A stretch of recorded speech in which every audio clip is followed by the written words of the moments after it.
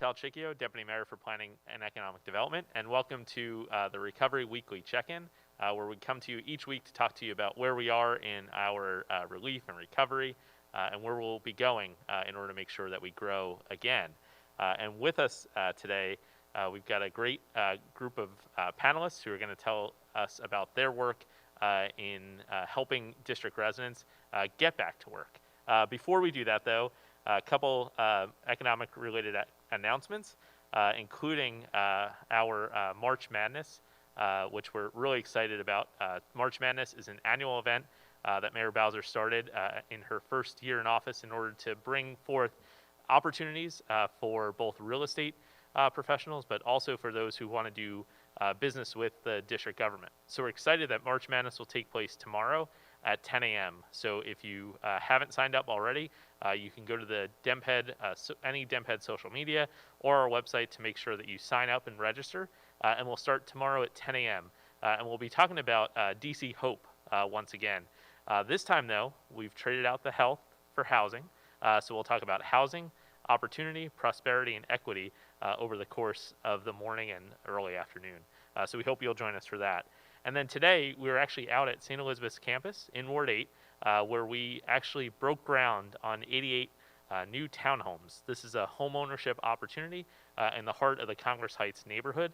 So we're really excited that 27 of those townhomes will actually be affordable at 50 and 80% of the area median income. For those of you who don't know, for a family of four, that's a family that's making between $63,000 and $100,000, they'll have an opportunity to buy one of those townhomes. And we're excited to work with a partner, MANA, in order to make sure that there's a home buyers club so that residents who are interested in partaking in this home ownership opportunity have everything they need to take full advantage of this opportunity or a future one as well. So we're really excited about that. And today, we'll continue with our fourth week of celebrating Women's History Month. And this week, we're actually going to highlight an unsung shero who is Patrice and her mom, Alice, of Purple Patch. They are business owners in Mount Pleasant, and we visited them this week in order to celebrate this veteran business owner and her mother. And so we're going to show you a little video of that visit.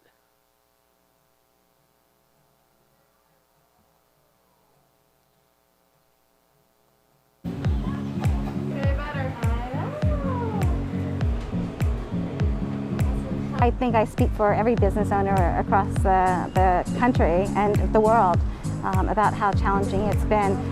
To say that it's been a pivot is probably an understatement. I think for us it's just been an all-out just kind of change of operation. It's not even like, oh, let's just pivot to this direction or pivot to this direction. It's like, stop everything that we're doing. Now we have to like refocus, and we have to go back to the drawing table and see what can work for us and how is it going to work. I spent 8 years in the Marine Corps, and I really kind of looked at the pandemic as an ambush. And as a Marine, if you are ambushed, you have one or two options, like stay there and potentially die, or move and figure it out and adapt and overcome to the situation. The reason why we're here with Patrice is to actually recognize her as an unsung shero during Women's History Month. So we just wanted to thank you for your dedication, not only to the city, but your service to the country, and for all that you've done. Mayor Bowser sent us out here today so that you could share your story, and really we wanted to highlight it because we do think that you're one of the district's unsung sheroes. Thank you so much. Absolutely. Purple Patch because we were able to stay for dinner, and I got to tell you, it is a magnificent Philippine restaurant. You've got to check it out. If you haven't had it, you're going to love it. So check out Purple Patch in Mount Pleasant. And we also left Patrice and Alice with some gifts, as you saw, from Lee's Florist on U Street, as well as some goodies from the Made in DC shop, including Com Kit, the Madam Vice President tote, as well as a District of Champions face mask. So we thank our unsung shero for her dedication to her neighborhood and also the District of Columbia. So we're really excited to bring in our panelists want to make sure that you have a chance to join the conversation. So if you're on Facebook or Twitter, be sure to use the hashtag DCHope. That'll help us see any comments or questions that you have. And if you're on the phone line, you can press 0. That's right, 0 now, and you'll be able to join the conversation. So with that, I want to bring in our first guest who works closely with us. And as you know, we have the district's economic recovery team, which Mayor Bowser stood up in March of last year to be an interagency group of individuals who work together in order to think about not just how we were navigating the response, but really to look ahead at the recovery. And so with us is Sharon Carney, our Chief of Staff in DMPED, who's going to talk to us a little bit about what we've been working on and introduce some of our first guests. So with that, I'm going to turn it over to Sharon Carney. Thank you, Deputy Mayor. I am so pleased to be here at my very first Recovery Weekly check-in. 1 year ago, COVID upended our lives pretty much overnight. Within days, so many members of our community had lost jobs, were looking at businesses that had been closed, or the more fortunate among us were starting to work from home while also parenting and teaching. It happened so quickly. And from the beginning, from very early on, while the pandemic had this very swift and significant effect, we also knew that the recovery, a truly equitable economic recovery, was not going to happen quite as quickly. We all know that the pandemic has had a very uneven impact across our communities. Our African American and Latinx communities, as well as women who are employed in low-wage jobs, have been hardest hit. And so we knew that we were going to need to get to the root problems of those things in order to recover in a truly equitable way. So last March, when Mayor Bowser asked us to stand up an economic recovery team, we knew we had to think about tracing and testing and vaccines, but we also wanted to get to those root causes. And so we think about our economic recovery work in a few ways. We're focused on delivering relief, recovery, and growth. And what we mean by relief is programs and policies and resources to help mitigate those immediate impacts of COVID. That's a lot of what we've done this past year. We've provided business grants, we've provided unemployment checks. We have done a lot of those things to help ensure that people have stability, that they have stable housing and income. The next big category of work we've done is related to recovery. And this is really about helping people and businesses adapt to this very strange situation that we found ourselves in, while also building resilience for the future. And that third bucket is growth. Growth is about finding those ways to fuel future growth in our business community, but also the economic mobility of our residents. And that's where in the next year, in the very near months, in fact, we'll be focusing a whole lot more of our effort and energy as we think about what opportunities we might be able to take advantage of now that the Congress has passed the American Rescue Plan. So we can go to the next slide. So we take a pretty comprehensive view of economic recovery at DMPED. And while we are the lead for the economic recovery team, it involves agencies from all across district government. It includes education, technology, workforce, infrastructure, and many, many others, because it requires a comprehensive interagency effort. This slide shows some of the pillars of our economic recovery strategy. It's really rooted in the economic security and opportunities for residents, as well as the health and vitality of businesses. And so those things that are critical to residents' economic opportunity are things like training for in-demand careers and transitions to new high-demand industries. Housing security is critical to that. Digital access and literacy is going to be essential to our long-term economic recovery. And financial security, wealth building, and strong communities that have access to healthcare, access to food, good, reliable transportation, those are all critical to our long-term vitality. On the business side, we're also focused on a few key pillars. Those include restoring and reviving our hospitality and small business sectors. That includes tourism and entertainment. We're also thinking a lot about downtown because, as we all know, a lot of workers are no longer going downtown every day, which has created all kinds of challenges for the businesses that rely on them. And as we think about the future, we'll be focused on high growth industries and cultivating entrepreneurship and innovation and finding really concrete pathways into those careers for our residents. So, over the last year, we have done a whole lot, and I've been able to partner with some really fabulous women from across our cluster, some of whom are here with me today. So I want to celebrate a couple of them, more than a couple of them. So Sabangli Cook, who you've seen here before, our Director of Business Development at DMPED, in partnership with Stephanie Thomas and Tiffany Thacker and many others on our business development team, have deployed more than $155 million in business grants over the last year. And they've done this in partnership with many other women. One, of course, is Director Christy Whitfield at DSLBD, the Small and Local Business Development Department, and her Chief of Staff, Rosemary Suggs-Evans. Director Polly Donaldson at DHCD has also been a partner in delivering some of those business grants, specifically a special program that was deployed in Ward 7 and 8. And we were able to partner with Director Shauna Young at OSSI to deliver $5 million of grants to child care centers.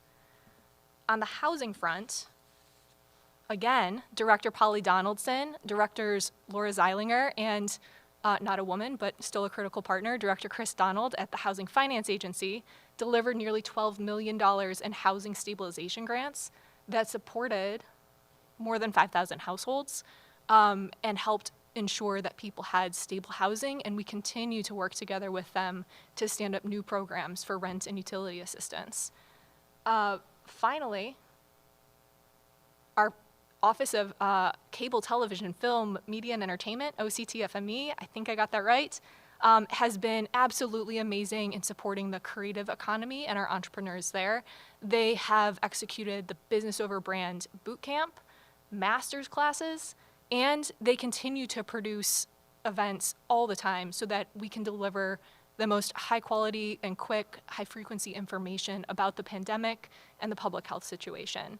So we are incredibly lucky to have such a committed and hardworking team, so many women across our cluster, but also beyond.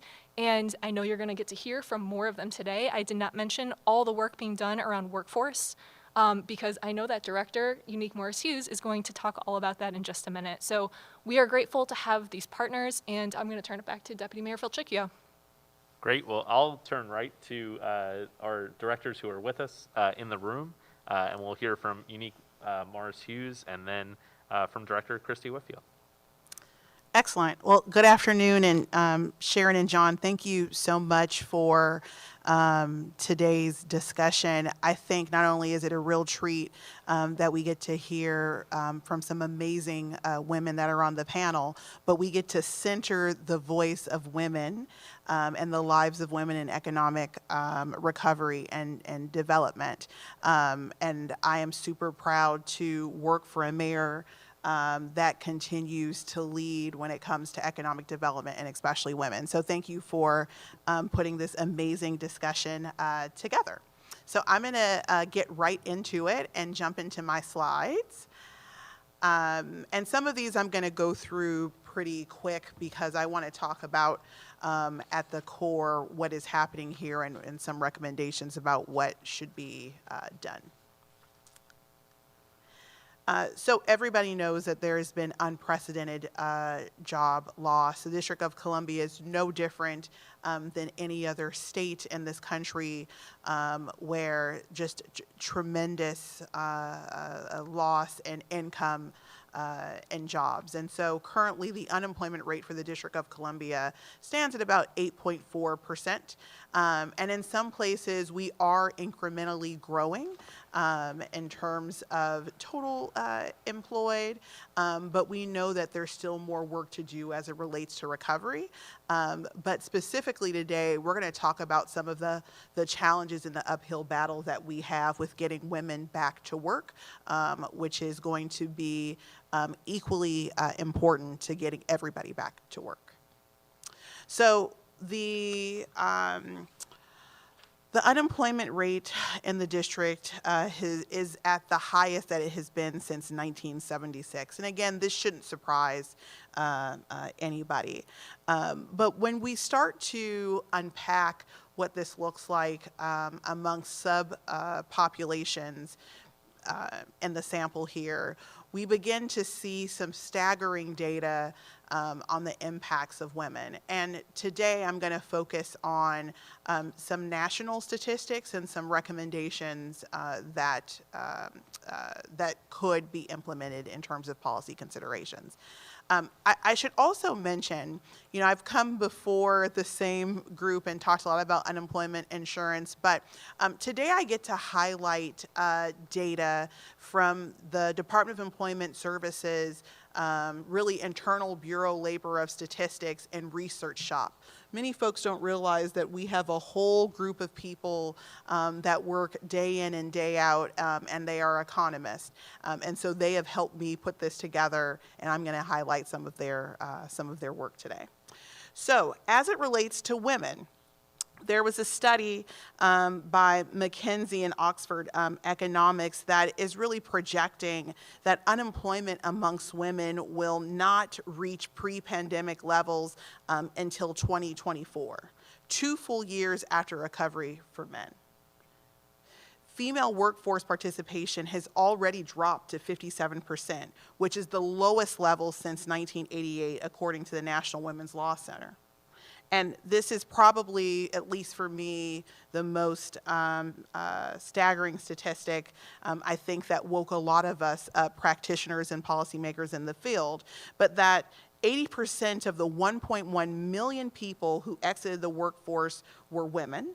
And in December, women accounted for all of the net job losses. Now let that sink in. Women accounted for all of the net job losses, while men achieved some job gains. Today, unemployment for women remains 1.9 percentage points below the pre-pandemic level. There is an urgent need here to really focus on recovery of women and ensuring that there is an equitable and inclusive recovery of women and back to the workforce. Now, pre-COVID-19, women on average already did twice as much of unpaid care. The reason why unpaid care is particularly important when we talk about women and workforce is because traditionally, women have not only held roles of caregiving and caretaker at home, but they hold roles at substantive and important roles at work as well. And as you can imagine, at least I can even say anecdotally, that once the pandemic really upended our life, caregiving and teaching and schooling and all of the other things kind of keeping the family together also became even greater in addition to the work responsibilities as well, which is one of the main drivers of this disparity of job loss. Women are carrying more of the household work. This was something that was occurring already pre-pandemic, but now it's occurring more than ever.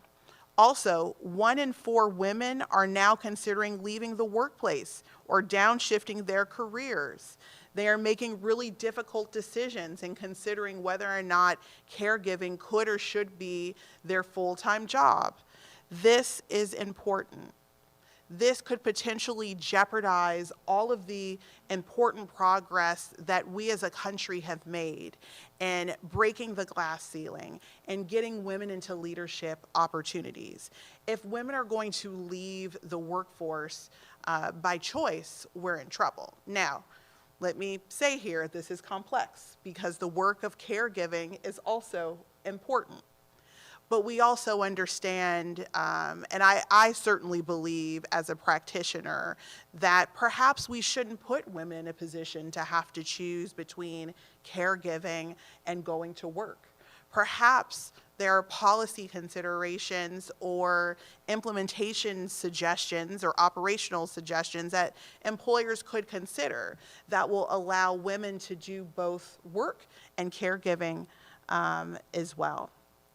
And for many women in senior roles, the same sort of caregiving has been exacerbated by additional stress, as you can imagine. If you look at, and there's a lot of literature that exists about recovery, especially amongst African American and Latinx communities, recovery for these subgroups are even slower. So there's a sense of urgency here when we talk about creating a strategy that's going to address what is in the best interest of women to keep them in the workforce. So let's talk recommendations.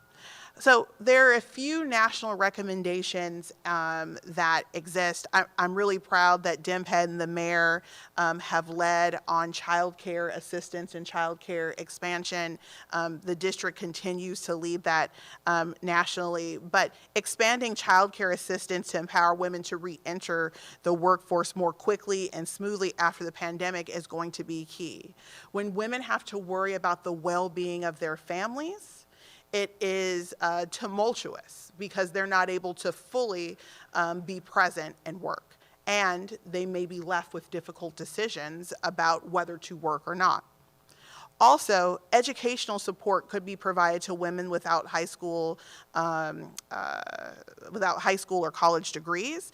And this is really centered to the work that we're doing at DOES, where there are many women who are in lower wage jobs that have lost their jobs, many of which may have been in the hospitality and tourism sector. And so it is super critical that we have a pathway and strategy to get them trained, to get them reskilled, upskilled. I talk a lot about reframing your resume and having your experience shifted or reframed so it's transferable. All of these things are going to be important to get women back to work. And then the other thing is that employers can also take measures to ensure that women who have left the workforce during the pandemic are also offered opportunities to make up lost time, like reassessing workplace norms to increase work-life flexibility for all employees. I'll tell you, I am an in-person kind of girl. Like, I like to be in the office. I want to be on Minnesota Avenue. I like to see my folks. And so at first, this whole idea of virtual was very difficult for me to wrap my mind around, especially given the human services work, or at least that's one part of the house at DOES. But I, even myself as a woman leader, have had to rethink and reconsider how I can create a more supportive and flexible workplace. And so these are just a few recommendations, and many of which the district is already considering. District businesses and employers are taking action on, but these are things that we should think about as we continue to center the voice and lives of women in recovery.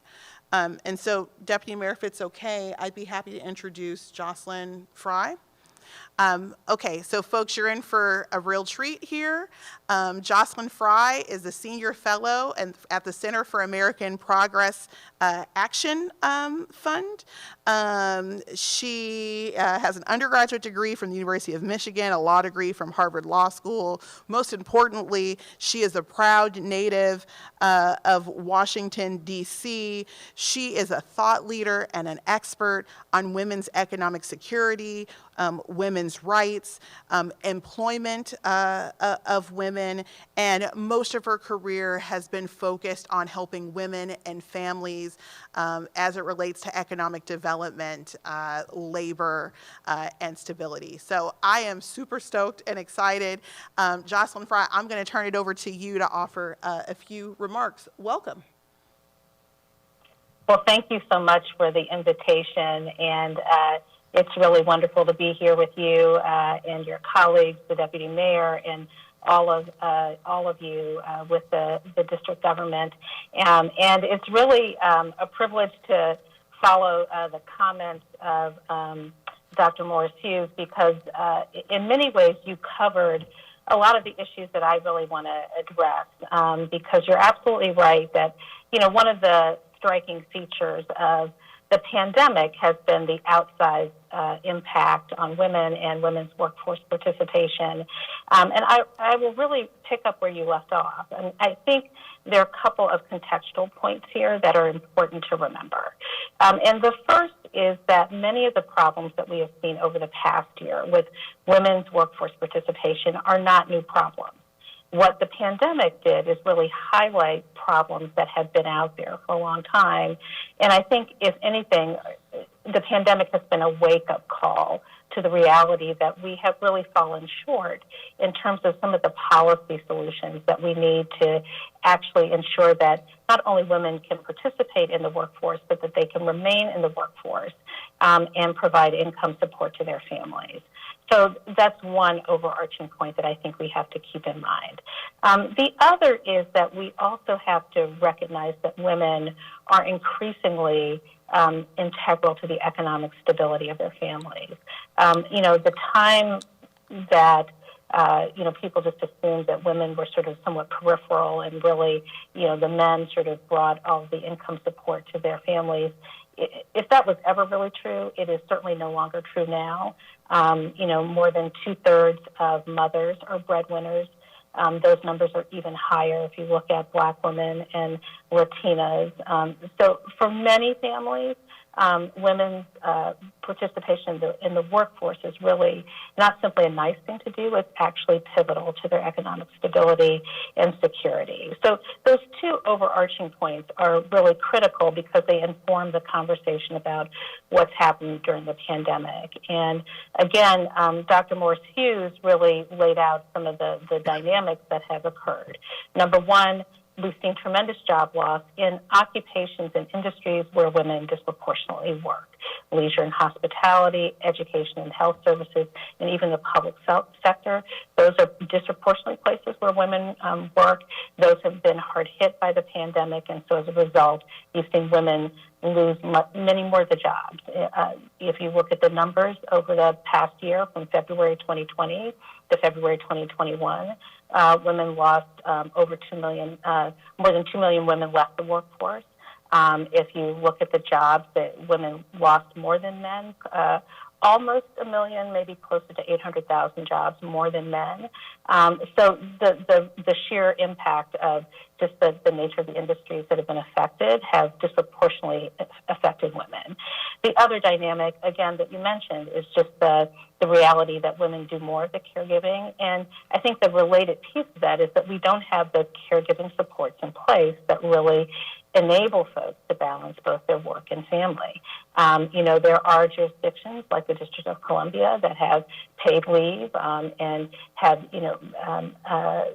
invested in different strategies to help people manage work and family, but we don't have anything at the national level. And so as a result, what you have is a patchwork of support, and you have too many women and men who have been struggling with the reality that in the middle of a health pandemic, a public health emergency, the one thing that they are going to need is to be able to take leave to support and care for their families. So the absence of those supports have been devastating for many families.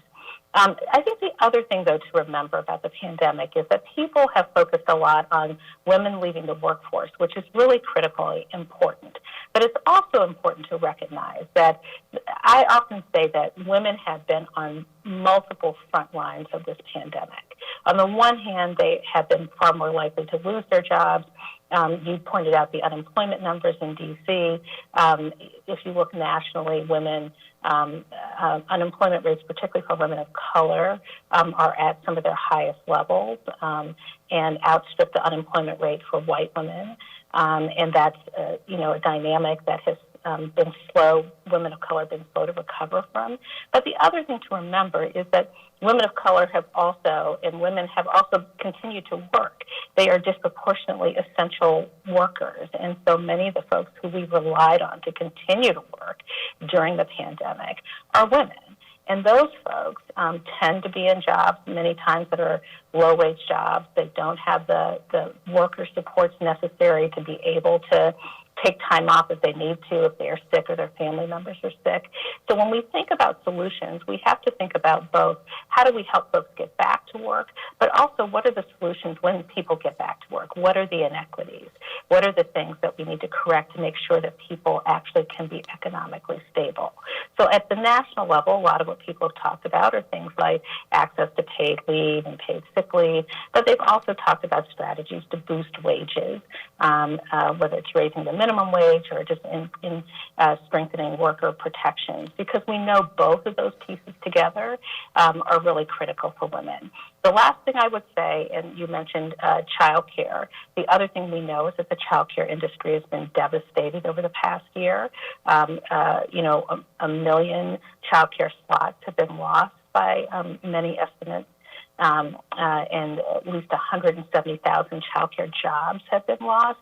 So we also have that competing pressure that is exacerbating the pressures that families already feel in terms of their ability to care for their kids and their family members. So all of those things have to be in front and center when we're talking about solutions, and we have to sort of meet people where they are to come up with solutions that actually will make their lives better. The very last thing I will say is that tomorrow is Equal Pay Day. And it is, perhaps appropriate that you host this event around Equal Pay Day, because we know that one of the realities for women workers is that they are underpaid. Women are underpaid generally. They earn 82 cents for every dollar earned by men. The numbers are higher for Black women, Latinas, many women of color. And so our task in terms of getting women back has to be not only what are the tools and policies to get them back, but once they get there, what are the things we need to do to make sure that they're actually treated fairly and that their work is valued fairly. So I'll stop there, but more than happy to answer questions, and thank you just for the invitation to be here. Well, thank you, Dr. Unique Morris-Hughes and Jocelyn Fry, for joining the conversation. If you want to also join the conversation, if you have a question or comment, use the hashtag DCHope on Twitter or Facebook. That'll let us see your comment or question.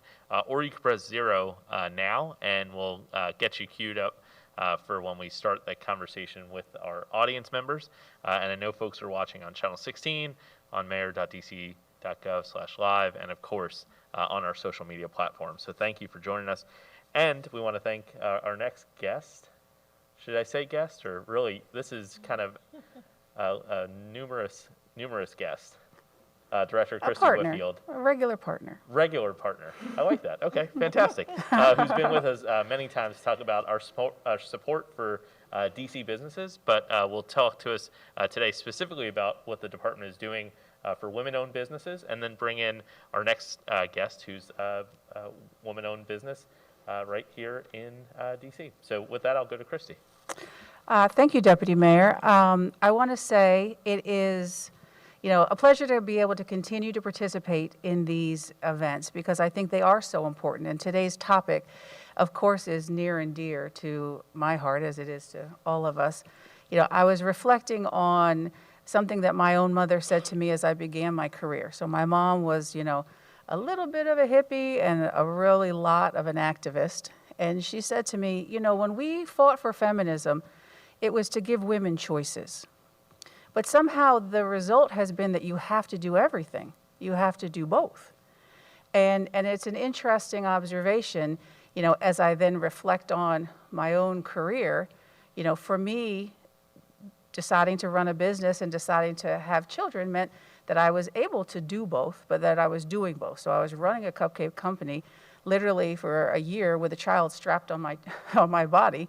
And this is what women do. We know this is the reaction. I'm not unique as a mom or as an entrepreneur, but we know that the burden of caregiving just seems to fall naturally on women. And even when you are, you consider yourself an evolved woman in an evolved relationship, I will share that I was, we've been lucky to be teleworking, and I'm got 2 children at home, 6 and 8, that are doing school, who were bothering me at one point when I was trying to have a meeting, and I said, ask your father. And my 8-year-old looked at me and said, but Daddy's working. And I was like, are you kidding me? So these are the challenges that persist. And I think COVID has really highlighted the inequity in the way that things just naturally evolve. So we're not going to solve all of these, but I think as we build back better, we are really conscious. And I'm excited to work for a mayor and a deputy mayor that make space for conversations like this, where we can talk about the root causes so that our solutions are a little bit more holistic. You know, I'm the last person before our guest, and I think her business really speaks directly to the, I'm going to say today, collision of work and care, because we know that, you know, sometimes these things go hand in hand, and sometimes it's just a catastrophe. I'll say this is just me speaking personally. We keep it real at DSLBD. But before I do introduce our business guests, I just want to do a few quick announcements, because we have some things that are exciting coming up at DSLBD. You know, We Aspire 2021, which is a program to support returning citizens, you know, is open, and we are really excited to be supporting new entrepreneurs and existing entrepreneurs as they pursue their goals. We know that returning citizens have been particularly excluded in some of the federal supports, and we are, you know, really focused on doubling down on making sure that these members of our community are held up and move forward. So, you know, please go, you know, I think the sign is up there at bit.ly/WeAspire2021. Another one, and I will admit again, this one sometimes confused me and I seem to always get it wrong, but we have a big deadline that's coming up. So if you are a business, I want everyone to know that April 1st, the corporate filings deadline is coming up there, and it's biannual, and I always forgot which year was mine. There is actually a list on DCRA, and if you can go to DCRA and just make sure you don't miss that deadline, because this is not the time to find yourself, you know, missing things, because then there's fines and then there's a hassle. So we just want to get in front of this and remind people, please go to the DCRA website and make sure that you're doing your appropriate filings and doing them on time. And then last but not least, because we're talking about a lot of things that are hard, but I think the most important thing, and the thing that I always like to really harp on, is that the team at DSLBD is here to help businesses wherever they are moving into the next space. And so if you have an idea, if you need a little help, if you need just some advice, DSLBD is here to help you. And there's a website that is too long for me to read up here, but it's at InnoEd, Meet With Us. We want you to know that there are actual live warm bodies that we can connect you to help you pursue your business idea. So DSLBD.dc.gov, please check us out, and just know that through these tumultuous times, you know, we see you, we don't have all the answers, but we are here to help generate answers together. And as moms and workers and former entrepreneurs, you know, I just want to say, don't bring us your perfect problem, bring us your real problem. And, you know, and we, on behalf of this mayor and this deputy mayor, are here to try and get you to the next step. So now I think it is my job to introduce Kelsey. So I am so excited about this, and I wish this had existed back when I needed this. But so Kelsey Lentz, the co-founder of Two Birds Inc. Kelsey, welcome, and I'm going to let you talk about your business, what it is, and then I'm going to ask you to also say specifically why you brought these two types of services together. Sure, thank you. No, and honestly, it's an honor to speak on this panel, because so much of what everyone has spoken about prior to me is actually exactly why we started this business. So for anyone who's not familiar with Two Birds, we are, in a nutshell, licensed childcare. So we provide early childhood education for birth through age 5 alongside workspace. So we really started this business, and actually I started this business when I was pregnant with my first child. I was about 8 months pregnant with my first child, and very much in the arena of, you know, as a working mother, what do I do when I need to balance kind of motherhood and my professional career? But we wanted to create the resources and the space and the environment so that it doesn't have to be a binary decision, so that you aren't feeling like you either have to prioritize your your professional life or your personal life. And we set out, our mission is not to tell any parent, any working parent or parent, what that balance should be. And, there are certainly parents out there who have made the decision to remain at home. There are people out there who have made the decision not to become parents and to pursue full-time work. There are people out there who have made the decision to find some balance in between. And our mission is basically to make all of those options possible. So, I look at everything that's happening right now, obviously through the lens of childcare and of working women and working parents with children.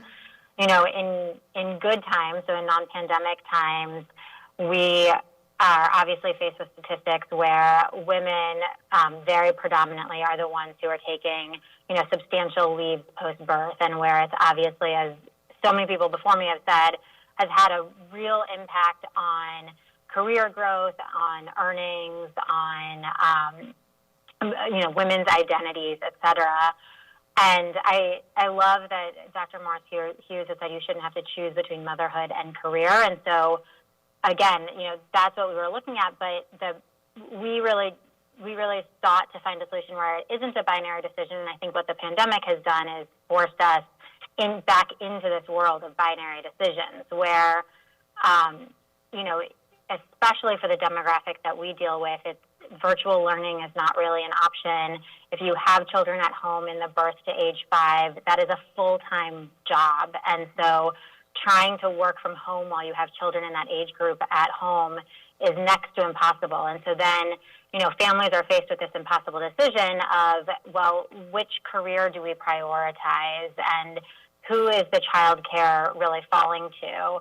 And I think, speaking as a business owner of Two Birds, we were in kind of a unique position that as a business, we're at the crossroads between, essential business and essential workers, and working with a group of employees who are in, these higher risk categories for unemployment, et cetera, as well as, the crossroads of that with education and childcare and working parents. I actually fall within the demographic of all those because I'm a business owner. I am also a working mom.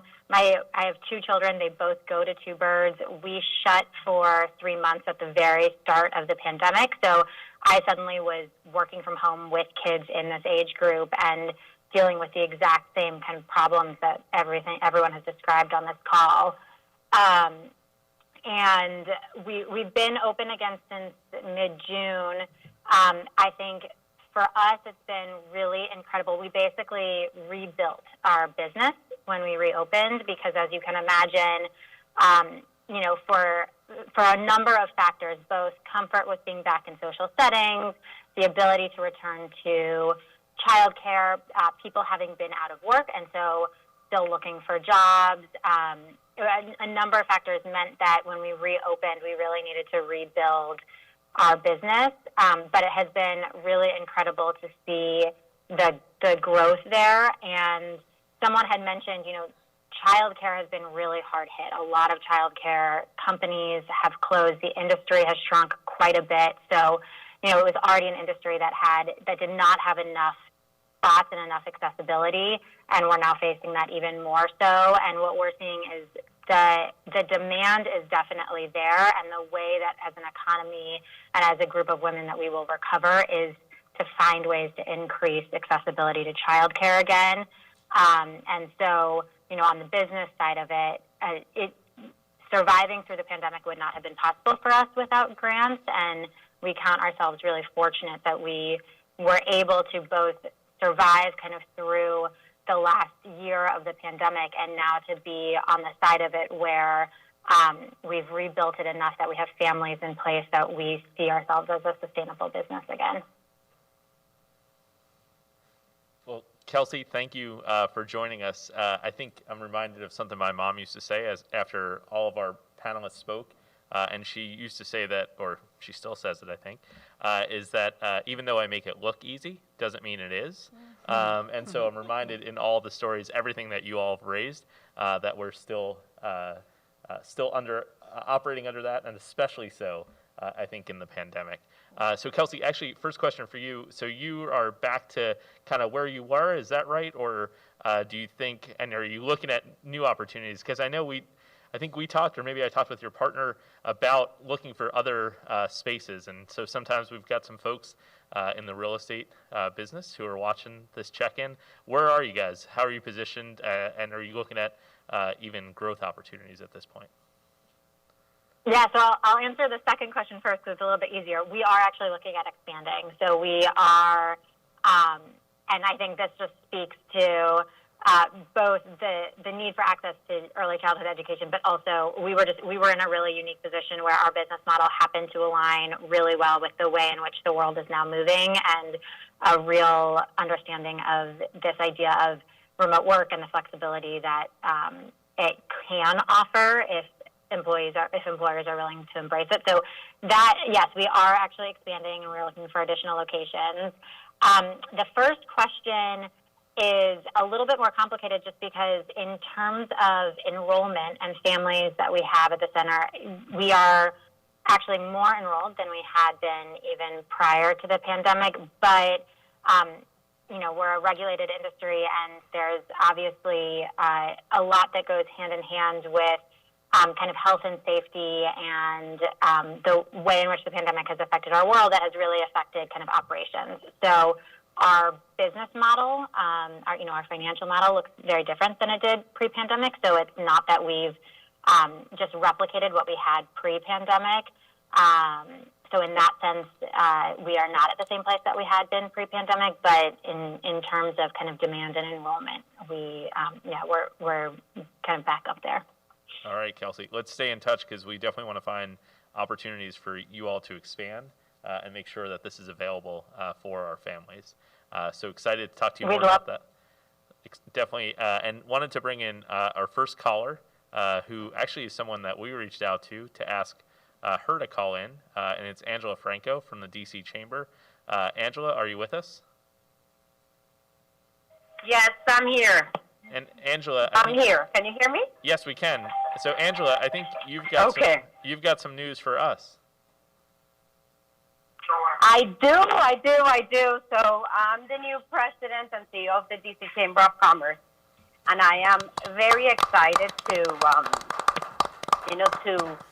be helping the city during these challenging times, and really to work with all of you during this time. Outstanding. And happy to be participating. Mm-hmm. No, and you've been a great partner throughout the pandemic. We've had you on before, but we really wanted to take a moment to applaud you in having gotten the permanency of the role, well deserved, and we're excited to work with you. So tell us about what the Chamber's been working on and what the Chamber does to support women in business. Thank you. So, I want to share first that we have created a women's group that is basically going to be putting all the efforts in creating specific programs for women. This is a challenging time for everybody, but I think that for working moms, and I can relate to Christy, and it's very difficult, and employers somehow. I'm not going to say that they have to accommodate, but we all have to work on that flexibility of having the kids at the house. So what we are doing is we have several events and opportunities where women-owned businesses can join and learn about, how to open a business, what kind of business they can open, how do we do a business plan, how to have access to credit. That's one of the most challenging things for a small business owner. In addition, we also have a workforce development committee, and women is one of the priorities in how we can help them to go back to the workforce. So, and I also want to ask you, John and Christy and Unique, how can the chamber support your efforts? And I know I have one-on-one conversations with all of you, but how do you envision the chamber really working closer with you in order to help our community? Hi, Angela. This is Christy. It's a great question. Hi, Christy. Hello. And congratulations, President. Thank you. I think that what we should do is really work to make sure we are advertising the resources. And then I also think that we can work together to sort of demystify some of the situations that women are in. You know, I talk about this from a general business owner standpoint, where it's often that people ask us how we are, and we smile brightly and we say we're fine, when we are losing the marrow in our bones. And so we need to make sure that we first kind of destigmatize help and make sure that people understand that it is wonderful to have a resource and that we're here to help in a very open and non-judgmental way. I often say when I'm in front of a lot of businesses, I was like, I talk to all of you. Most of your credit is shot. Everybody's running a real business in a real life. So let's just cut the crap and let's get to what the help is. And I think making sure that we create those safe spaces, particularly for women and women who are working and balancing all of these things, I would be a great help. And so I really look forward to formalizing that and really advertising it. And for DOES, I'll just say briefly, and congratulations, Angela. You all have been great partners with us on with our job fairs, and even supporting us with the Marion Barry Summer Youth Employment Program, making sure that young people have early career experiences, high quality career experiences. And so just to keep partnering with us, we do have people who are ready to go back to work. And so we want to continue to partner with you and your members that may have job opportunities available. And we also want to continue to partner for SYEP and connecting young people to many of which will be their first summer job. So Angela, I have an idea that I will also throw out there. Yeah. And this is Sharon. I'm always DMPED. open to ideas. So I think that the Chamber could be an incredible partner as, a coalition of employers. So your businesses, of course, are employing people. And as we think about what a better normal looks like, how can we make this work? How do we sort of strike the balance of providing the flexibility that people need and making sure that we're not giving our female employees binary choices, but that takes some working through. I love to be in the office as well. It's hard to be in the office and then have people somewhere else. But I think that you all can be thought leaders and supporters of the employers that are your members as everybody works to find those solutions that create sort of a better post-pandemic state of normal. Right. Yeah, thank you for that. And, I want you all to know that not only the DC Chamber, but the whole business community is really, really engaging in putting people back to work. And we're all working together to find those businesses and find those opportunities to help the city. I think we're in a time that we all need to work together, and this is a great opportunity to do it on the workforce development side. Well, Angela, Unique mentioned a statistic that women won't get back into the workforce in the same numbers as men after the pandemic until at least 2 years later, so 2024. So Mayor Bowser, I know, is going to want us to beat that statistic. So we hope that the Chamber is going to be a partner with us on that. So let's talk about that as a key goal. And I know Sharon will work with the district's economic recovery team in order to make sure that we're actually measuring that here in DC as well. So that may be something that we want to all work on together. And I'm going to ask, actually, we've got one question from Facebook, but then I'm going to come back to Jocelyn and Kelsey. But the question from Facebook is for Unique. And Unique, you mentioned one of the hats that you wear as the director of DOES, and that is making sure that people get the benefits that they are entitled to as part of both local but also federal programs. And so the question relates to the update of the website. I guess there are new provisions within the American Rescue Plan. Yep. So when do those go into effect, and when can people start to apply, or do they have to apply again? So question from Ernest on Facebook. So great question. You do not have to apply. So those provisions have gone into effect currently, once the president signed the bill. However, it is going to take us 2.5 to 3 weeks to continue updating our system. And now these updates are only going to impact those that have run out of eligible benefit weeks. So if all of your unemployment insurance benefit weeks have expired, then this is going to impact you. If they have not expired and you still have eligible benefit weeks, you should continue to file your claim as usual, and you will receive your benefits. One other question, which I'm sure Ernest may be wondering, is that there's an additional $300 plus up payment called FPUC. That payment is currently being paid out right now as long as you have an eligible weekly benefit. So you have weeks left, you can continue to file, you can get your full amount of money. If you have run out of benefit weeks, it's going to take us 2.5 to 3 weeks, and we're anticipating having the updates done probably the end of the first week in April. Great. And as always, if folks have questions, where should they go? They should go to DOES.dc.gov. We have a plethora of information on the DOES.dc.gov website. Fantastic. Thank you for that. And I want to go back to Jocelyn and Kelsey. So you've got the district government listening. What would you do? And we do this kind of activity during our budget engagement forums that Mayor Bowser has every year.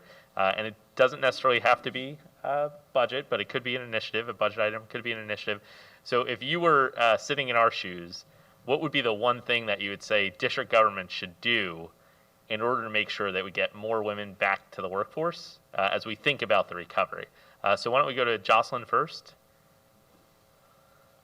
Well, I do two things, one that you've already mentioned and one that you haven't. One, your work around childcare and just helping women with caregiving is essential.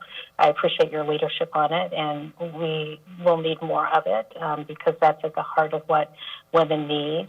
The other thing, though, I would say is that I think one of the things we don't really know very well is what's happened to women who've continued to work, but yet their kids are at home, virtual schooling, like how are they juggling all of that?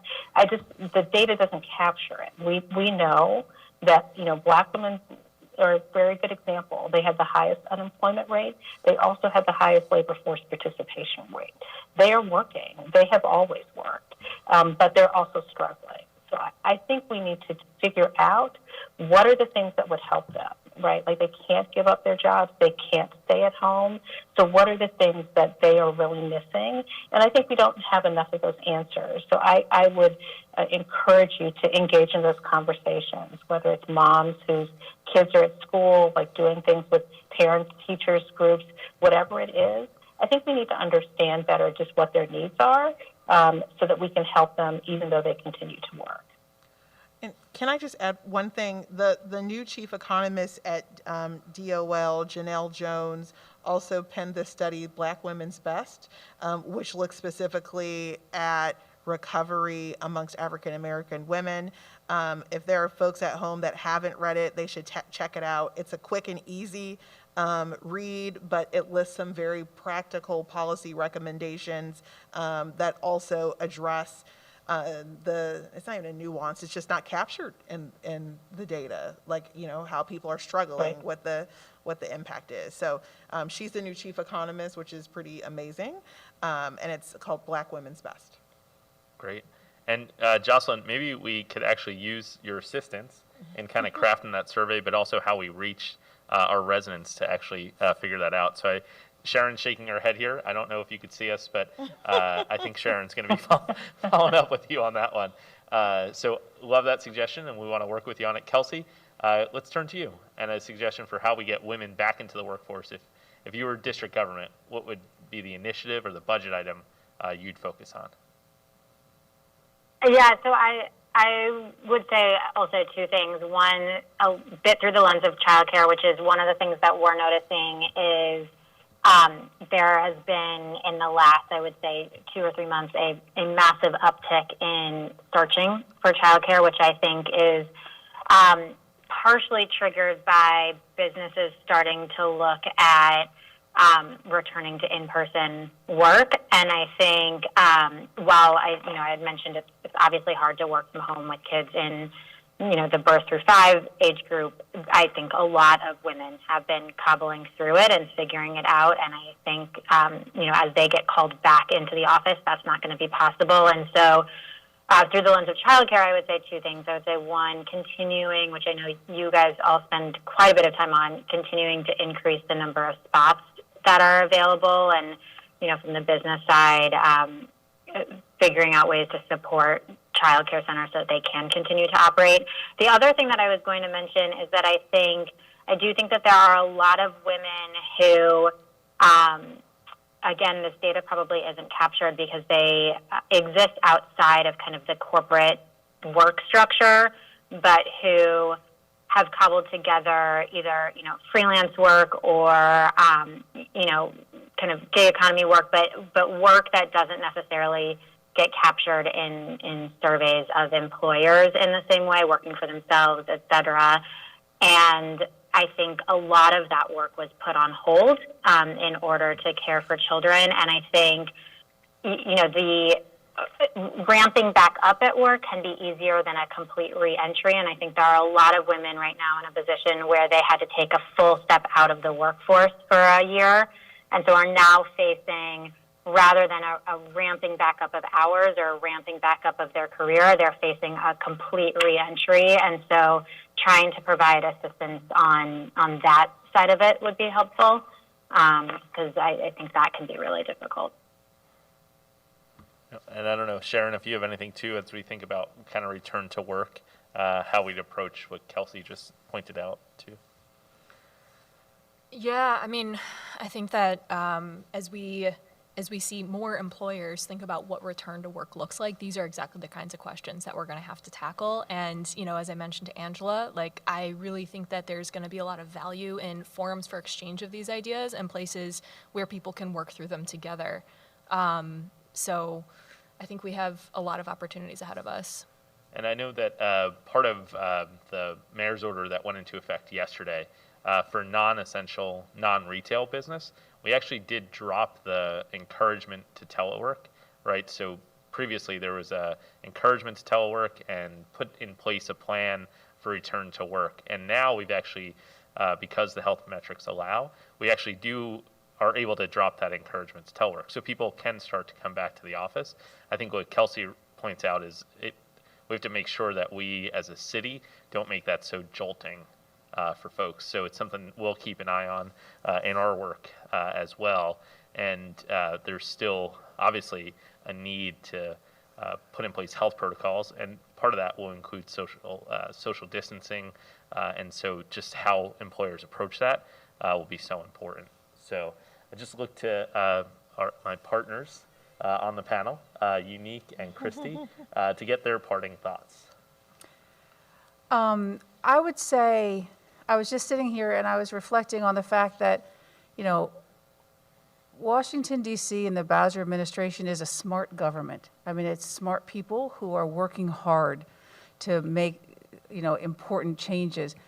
But we also have an extremely smart populace, right? Our businesses owners, are amazing and resilient and insightful. And so I think the message that I would like to put out there is that this government is listening. And those of you who are going through this and know or have some great ideas, please don't think that they will fall on a tin ear. This government is listening, and we want to do something entirely different. It doesn't have to be getting back to what it was. It should be getting back to what it maybe should have always been, or what the best next thing is. And so we're here, and I think we're ready to innovate in partnership. Yeah, and I'll just add that this is a very timely and important conversation. I'm just proud to be part of a government and be amongst colleagues and work for a woman-led city and a mayor which is fearless and unapologetic about centering the voices of people who are unheard. that is inspiring. And as much as, at least at the Department of Employment Services, what we have going on as it relates to unemployment insurance, we are ready to roll up our sleeves and get to work to help all people get to work, but for the sake of this discussion, help women return back to work as safely and smoothly as possible. Fantastic. And I'm going to turn to Sharon. Sharon, tomorrow's March Madness. The team has really been working on this really all year, so we're excited about that. What are you most excited about for tomorrow's March Madness? Well, so much, because yes, we have been working on it for a while, a year, you could say, or you know, a month that feels like a year. But I don't want to ruin too many surprises. I will just say that y'all should probably tune into March Madness tomorrow. So tomorrow, 10 a.m., you could watch it where you're watching here, either on at Mayor Bowser on Facebook or Twitter, Mayor.dc.gov/live, or Channel 16. So Kelsey and Jocelyn, you've given us our marching orders. We've got a survey in the works, I'm sure. Sharon's already got it lined up. Our economic intelligence team is already pinging me, so we'll be following up. Fantastic. So we've got that. We'll continue to work on adding more childcare seats, so critically important, and also make sure that we don't contribute to the jolting that Kelsey talked about. So we've got our marching orders, and I know that Unique, you just mentioned the words fearless and unapologetic. And Mayor Bowser actually asked us to come out here each week to talk to residents about the recovery, what we're doing to make sure that we're focused on not just relief, but also recovery and growth. And so that was what this conversation was about today. And fearless and unapologetic come to mind when you think about the mayor testifying before the Congress yesterday. Amazing. Yeah. Yeah. She was amazing. And talk about a woman in the workplace and really coming up against what you come up against each and every day. Although maybe there aren't as many cameras around when you do it, but the mayor stood in there and really made us all proud. So Absolutely. We're on a pathway to DC statehood, which we're really excited about, and we'll have more on that and what that means for the businesses in DC and the workers in DC as well in the weeks ahead. So look out for that. But again, tune in to March Madness tomorrow. I want to thank all of the folks here in the room with us. Also, thank you, Jocelyn and Kelsey, for joining us. And we'll see you all tomorrow for March Madness at 10 a.m. Again, on social media, look for at Mayor Bowser, and then on Channel 16 as well. So thank you all. Have a great day and be safe.